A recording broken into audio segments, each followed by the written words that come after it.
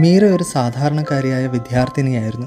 പഠനത്തിൽ ശ്രദ്ധയും കുറച്ച് ലജ്ജയുമുള്ള സ്വഭാവം. മാധവ് എല്ലാവരുമായി പെട്ടെന്ന് കൂട്ടുകൂടുന്ന സംസാരപ്രിയനായ ഒരു പയ്യനായിരുന്നു. അവർ ഒരുമിച്ചാണ് ഡിഗ്രിക്ക് പഠിച്ചിരുന്നത്.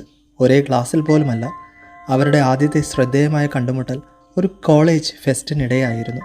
മീര കൂട്ടുകാരുമായി സംസാരിച്ച് നിൽക്കുമ്പോൾ സ്റ്റേജിൽ പാടുകയായിരുന്നു മാധവ്. അവൻ്റെ പാട്ടിലെന്തോ ഒരു പ്രത്യേകത മീരയെ ആകർഷിച്ചു. അവൾ അറിയാതെ അവനെ ശ്രദ്ധിച്ചു പോയിരുന്നു. പിന്നീട് ലൈബ്രറിയിൽ വെച്ചും ക്യാൻറ്റീനിൽ ഒറ്റയ്ക്കിരിക്കുമ്പോഴും അവർ യാദൃശ്ചികമായി കണ്ടുമുട്ടി. ആദ്യമൊക്കെ ഒരു പുഞ്ചിരിയിൽ ഒതുങ്ങിയ പരിചയം പതിയെ ചെറിയ സംഭാഷണങ്ങളിലേക്ക് വളർന്നു.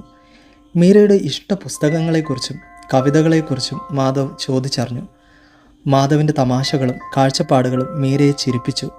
അവരുടെ സൗഹൃദം പതിയെ പൂവിട്ടു. ഒരുമിച്ചിരുന്ന് പഠിക്കാൻ തുടങ്ങി. സിനിമകൾക്ക് പോയി. കോളേജ് ഗ്രൗണ്ടിൽ വെറുതെ സംസാരിച്ചിരുന്നു.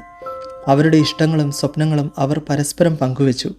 ഈ സമയത്തൊന്നും അവർക്കിടയിൽ പ്രണയമാണെന്ന് അവർ തിരിച്ചറിഞ്ഞിരുന്നില്ല. അതൊരു നല്ല സൗഹൃദമായി അവർ ആസ്വദിച്ചു. ഒരു ദിവസം കോളേജ് ടൂർ പോകുമ്പോൾ രാത്രിയിൽ തണുപ്പുള്ള കാറ്റിൽ ഒരുമിച്ചിരുന്നപ്പോൾ മാധവ് പതിയെ മീരയുടെ കയ്യിൽ പിടിച്ചു. മീരയ്ക്ക് എന്തോ ഒരു പുതിയ അനുഭവം തോന്നി. അന്നുവരെ തോന്നാത്ത ഒരടുപ്പം. തിരിച്ചെത്തിയതിനു ശേഷം അവരുടെ സംസാരത്തിലും പെരുമാറ്റത്തിലും ഒരു മാറ്റമുണ്ടായി. അവർ പരസ്പരം കൂടുതൽ ശ്രദ്ധിക്കാൻ തുടങ്ങി. ചെറിയ കാര്യങ്ങളിൽ പോലും ഒരാൾ മറ്റൊരാളെ പരിഗണിച്ചു.